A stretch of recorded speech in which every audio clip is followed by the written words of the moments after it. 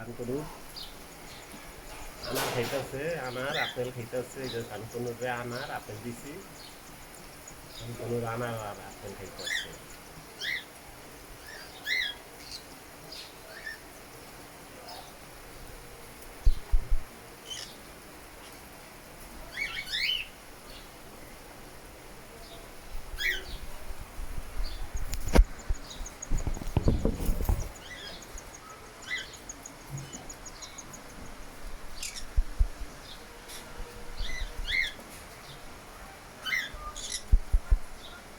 এই মেয়েটা আর এলো শান্তনুর ছেলে, বক্সে ঢুকে গেছে। এই বাইরেতে আছে, বক্সের থেকে বাইরে ঢুকে এই যে বক্সের বাইরেছে, এই ঢুকছে আছে।